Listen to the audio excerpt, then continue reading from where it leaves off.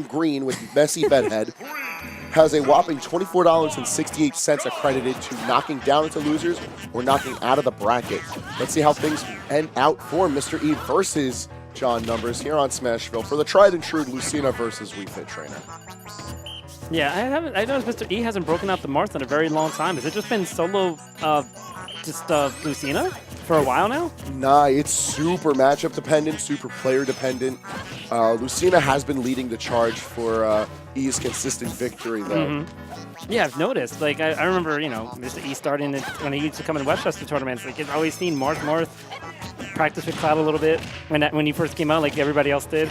But then the Lucina came out, like, and he's been working very well with the Lucina. You gotta respect his game, and he's been getting deep in his Xenos, also winning Xenos with the Xeno. So definitely not someone to sleep on for sure. Yeah. And he is, I guess, considered one of the top players in the world.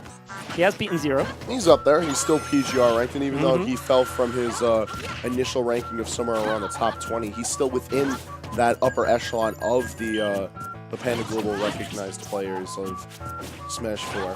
That being said, though, John is pretty positive on Mr. E. He usually makes a good case for being able to play against Mr. E's play style of aggressive hunting.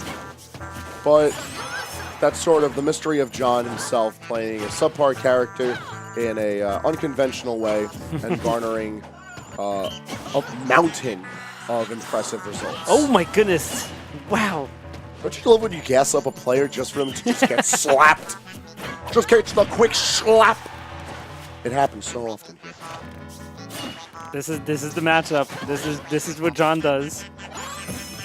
He's going to try to camp out Mr. E. However, I feel like the Lucina pick as opposed to the Marth pick really shines in this matchup because it's much easier for Mr. E to build up the damage and more consistently at that while not having to worry too much about the spacing that he's placing at John. He's able to go for that max distance with the consistent knockback without having to worry about John getting too far ahead of him or when he goes hunting for kills, not worrying about being far enough. Yeah, John just needs to get the stock off though. Like, oh, wait, no, not yet. Because, you know, Mr. E's been sitting at this high percentage for a very long time. He's going to let this damage build up. This could be a problem.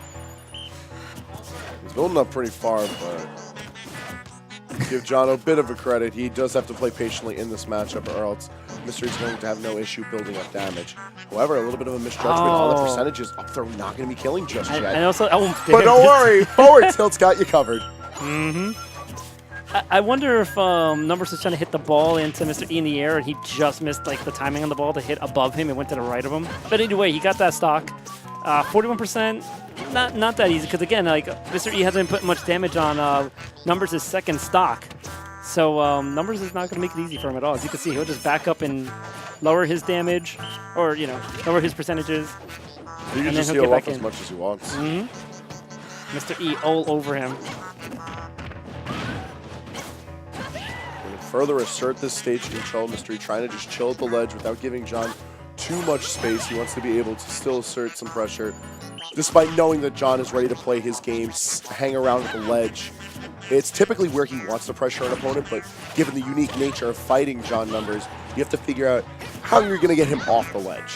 What's he going to come off the ledge with? And Mr. E can't afford to commit to an option because he has to be prepared for anything that John can throw at him. He's getting in, though. He just needs to get this stock off quickly. John's, again, not going to make that easy. 46% on Mr. E and building. The retreating fairs and airs, I feel, are especially good from Mr. E because it allows him to still threaten with a box, make sure that John doesn't start to pressure into his own space, while also still being able to potentially threaten John. Power shields left and right as these two still try to duke it out, try to manage a kill on each other. And this is where John utilizes his stalling tactics, because look at that, we're almost at a minute and a half left in the match. And so much damage on both players' sides. Things are going to look particularly dangerous as John manages to maintain the buffs from both deep breathing and the sun salutation charge. Oh, just missed it, and Mr. E was able to punish it, but not getting the stock yet. He is going to manage the percentage lead now, and that being more and more important as time goes on, not just for the sake of a potential timeout judgment, but also for the sake that he needs to make sure that John doesn't accredit too much percentage.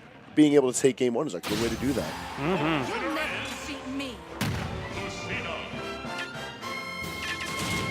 So I don't see a switch to the Bayonetta from numbers. I don't see that at all. Switching numbers in the year 2018. Hey, he pulled out the Bayo, last week?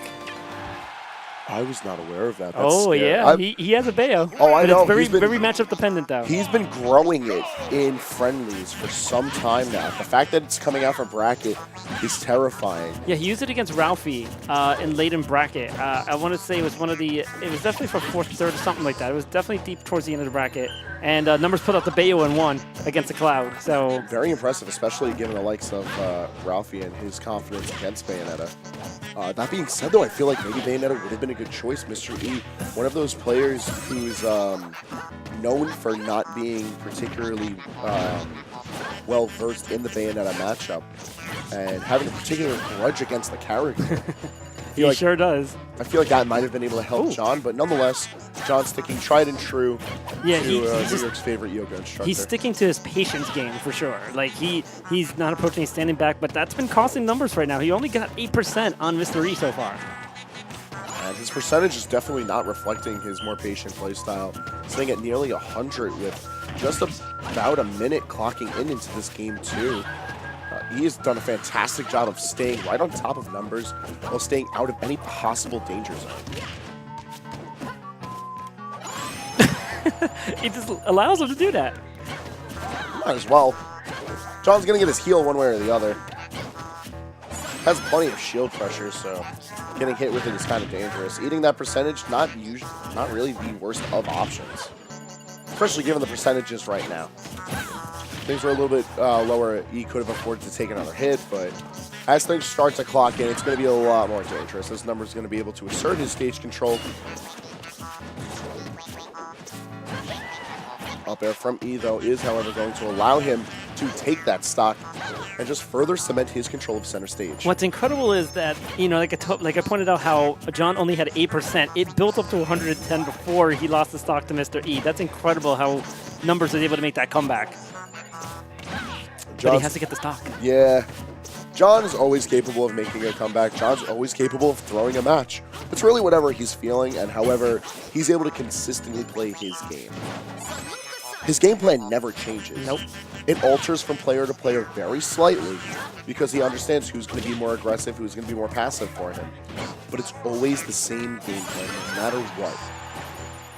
He just has to figure out the adjustments he needs to make to catch up with this Mr.E who's giving him quite the run for his money.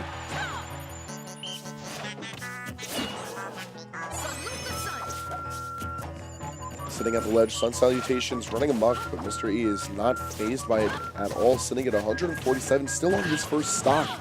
And he's making quick work of this stock of John numbers. Oh my gosh, timely air dodge was really well done by John, but again, 72%. Oh, he got the stock now. All right. Yo, that machine is gone.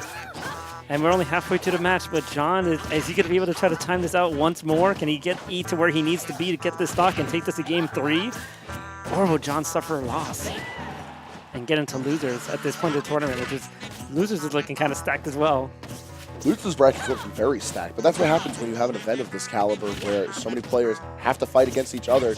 At some point, someone good's going to be in the losers bracket.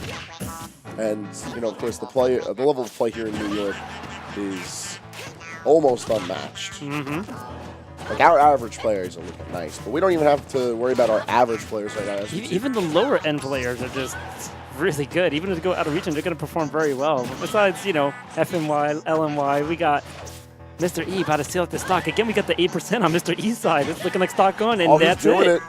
All right. Look at Mike Kirby. He's like, oh, that was it? He's done. We're out of here. And speaking of out of here. Look at the time, Ma. Gotta get going.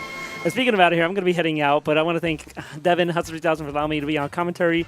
And thank you guys once again. Hangman, it was fun doing commentary. I know the next match is going to be hype. Stay tuned. It's going to be The Buzz versus Mike Kirby. I want to Thursday is going to be hype. I run a tournament on Thursdays. You want to check that out on Discovered Smash. I will be out of here. Follow House as well on Twitter, Facebook, all that good stuff. Love you guys. I'll see you all next time.